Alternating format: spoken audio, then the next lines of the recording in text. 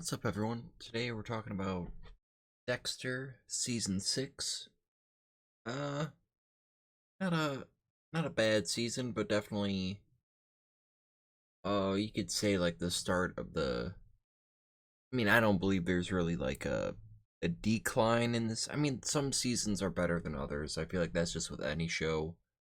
But there are a couple seasons after season 4 that I thought were pretty good. I feel like a lot of people say like after season 4 is like the start of the decline, or like this season is the start of the decline.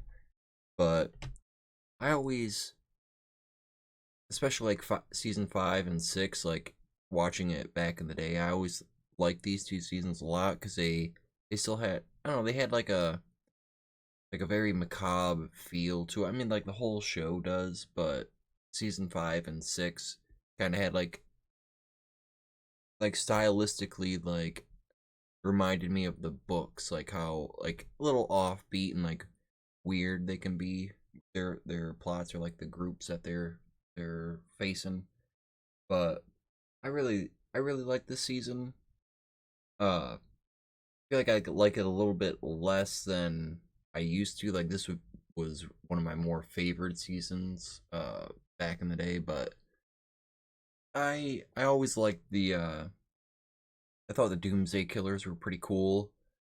And just like the whole season, like the overarching um like storyline of faith with like Dexter and like brother Sam, and like hair, like whether he would like teach that to Harrison or not, and just uh it's a little bit like a darker season in that aspect. And like uh yeah, like brother Sam, which is played by Most Def, which I think I've only really seen him in this, and then I think 16 Blocks with Bruce Willis. Also, he's in like a House episode, but he's a pretty good actor.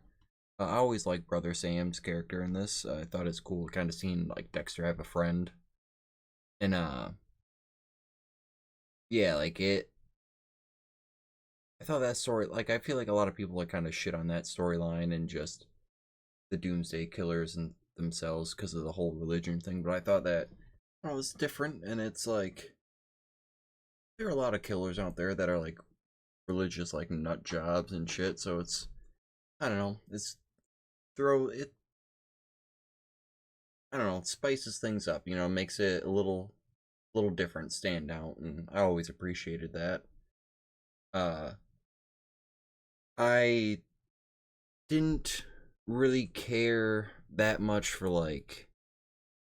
It seemed like the season had a lot more like comedy, like not really like slapstick or anything like that, but just like dumber comedy. Like season 5 had like a little bit of it here and there, but this season I feel like is the season that goes the most with it in that direction. Like I didn't mind like uh Batista and Quinn smoking that joint, and like Batista going through a little bit of like a midlife crisis.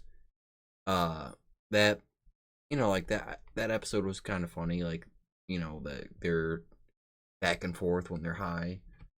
And just like little jokes here and there are okay, like like the typical Masuka shit. But this season it's like he had like Masuka has like a bunch of fucking interns, and like at first it's funny, like like the one guy at the first crime scene of the Doomsday Killers, like he throws up and he's like, I think he faints or some shit like that. But like that, that was funny. And like the the hot chick, like at first is it's a little funny, but then I don't like the storyline where it's like, all right, she steals the ice truck killer prostitute like prosthetic hand, and then uh sells it online, and that leads into what's his name again? It's what's his name? It's Jamie's boyfriend that was like the software engineer guy that was like making video games and shit. Um, he's like, I can't, for the life of me, I cannot remember his name, but I never. probably why, because I do not like his character. Like that's the most annoying storyline in the whole season, and it carries over a little bit into season 7, and I hate that character, and I just thought that was just filler, just waste of time. And I also did not like the storyline with like Deborah, kind of like I didn't mind the PTSD, like kind of like making sure she's all right after the shootout at the nightclub or bar with the dude wearing Kevlar. I don't mind the therapy sessions. It's like until it gets to the point where it's like, all right, she's in love with Dexter. Apparently, I thought that was pretty fucked up, and it's kind of stupid. And like the scenes with like her dreaming about it was just kind of like awkward, and not really care for that. But I did enjoy like the fact, I don't know, it leading up to the final scene where Deb goes to see Dexter and he's like killing Travis Marshall. That I did enjoy. Like that's my second favorite finale, like scene, like final scene in a season besides the end of season 4. Uh, Other than that, I don't know. I thought it was a really good season. Um, just some hiccups like the whole storyline with I do like Jamie's character, her addition to it, but I do not like the boyfriend that like is fucking with Dexter because he didn't like his video game and is like, I don't know, like I just thought that was just stupid. The whole shit with Deborah falling in love with Dexter is I thought was just weird, and just why even go there. Um but another thing was, I don't know, it seemed like they didn't really know what to do with Quinn. So they just had him be some fucking drunk buffoon, and it just gets worse and worse as the season goes on. And I just thought that, I don't know, it's like they're trying to be funny with it, and it's just, I don't know, I didn't get any laughs from, like, maybe like once or twice at the very beginning, but it's like, okay, you're, I don't know, it's just like they didn't know what to do with his character, so they were just like drawing it out the entire fucking season.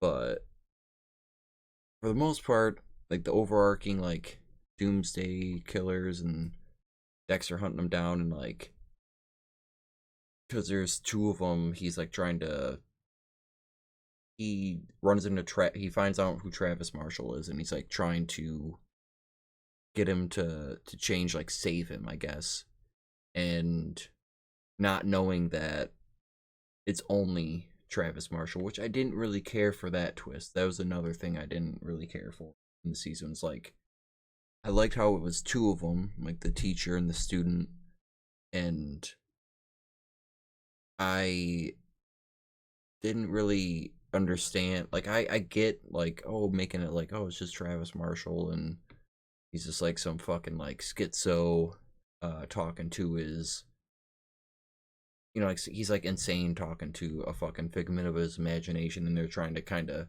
mirror it to Dexter in some way. But I didn't like that because it kind of made things not really make sense, because Travis is off doing one thing, and then you have Geller uh like doing the kill, like other shit, where it's like they're in two places at once, kind of. And it just kind of made it, I get to suspend your disbelief a little bit more than usual in this Dexter season, which also kind of alludes to like the episode where Brother Sam gets shot and like I think he dies, and Dexter goes to Nebraska because also they bring back like Trinity Killer's son, because he killed like his, well, he doesn't kill his sister because the sister like kills herself, but he kills the mom for like, I don't know, just kind of blaming them and shit. But so he goes to Nebraska, and then there's this guy that's like selling weed, and he's thinking Dexter's onto him. There's like a scene where they have like, he has him at gunpoint, and he's telling him that like he wants money or he's gonna, uh, I guess, like kill him and shit. But the entire episode you have Brian Moser back, like the ice truck killer, and it it has him kill the guy with the gun, but it's actually Dexter. And I'm just thinking like that guy would have easily just like shot Dexter before he could have grabbed the pitchfork and stabbed him. And it's just like certain things like that, and like when Dexter's tied up on the boat for like the Lake of Fire tableau, he very quickly gets untied and like swims underneath, where it's like a split you know what I mean, like it's very quick, and it seems like, oh, how the fuck would he do that? I mean, I know it's like it's a show and stuff like that, but it's just like little things like that that they do throughout the season that they don't really do that much throughout the show, what it's like, it kind of seems like, oh, you're a little getting a little carried away right there, you're overdoing it a little bit. But I still really enjoyed it. Like I still like the Doomsday Killers, even though it has that twist to it, and even though the fucked up storyline with like Deb and Dexter, it doesn't put that much of a damper. It's just more or less like it's a little bit too comedic for me, and it's a little bit like not really like sloppy writing, but you can tell it's like they're. I feel like a lot of shows do it where it's they kind in their later seasons where they kind of like write things off really quick, like, oh, like plot armor type things, and it's. I mean, Dexter has always had a certain amount of it because it's kind of like how like I feel like that kind of plays like even reading the books and like watching the show. It's like he's always had like this certain luck, like plot armor, but that's like part of like the meta of his character. Same as like him like talking to us and like looking into the camera towards us. But this one, it's I don't know. It seems like more like just like plot armor of not as good of writing as they usually have. But I still think it's a really good season, really solid season. One of my least favorite seasons, like I put it at, it'd be like my second to last season. Which I mean, it's still good. I give it an 8.25. I mean, it's a darker season besides like the comedy with Joey and a little bit of Batista, like having midlife crisis and smoking hot that episode.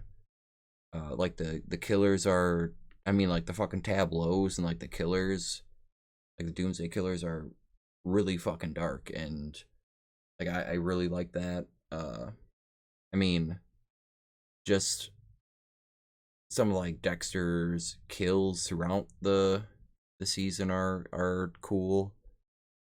Just the whole, I don't know, the whole vibe. It seems like it's like he's not really like in season 5. He's a little bit broken because like Rita's death and all that. But this one, it's like he's back. You know what I mean? Like he's just in his stride. Just doing his thing. And it's like I don't know. I really like the feel of this season, and just like I don't know, is a little bit darker, and it just I don't know. It I like the faith and the whole like God and religion aspect, and I mean some things do get little carried away in this season, but I mean, hey, sometimes you gotta take some swings in the later parts of this show. But anyways, I give it like an 8.25. Uh, yeah, I put it above season 8. I mean, I feel like universally that's just everyone's least favorite season, but just underneath season 3. I mean, like 8.25, that's still a really good score on a 10. I mean, season 3, 8.5, like they're some of my least favorite seasons, but they're still pretty good. I mean, they got some flaws, but ain't nothing wrong with that. But anyways, that's gonna do it for this one. I kind of rambled on. It's been honestly, I haven't gotten to this like reviewing this season. It's been like 2 weeks since I finished it, or like actually like a week and a half since I finished the season. So a little bit of my memory is I mean I remember it, but like the finer detail, like being able to like articulate it and shit as I'm in the midst of like, I'm at the end of season 8 and shit. I kind of a little bit of a blur because I'm binging it, but still really good season, and I'd recommend it. It's not, I wouldn't say it's like the decline of the show. It's just, some shows have ups and downs, and this being a down at 8.25 is pretty good, pretty good. But anyways, this is gonna be it for this one. A little bit longer review for this series, but thanks for watching. Thanks for sticking around. Don't forget to like, follow, subscribe, and I'll see you at season 7.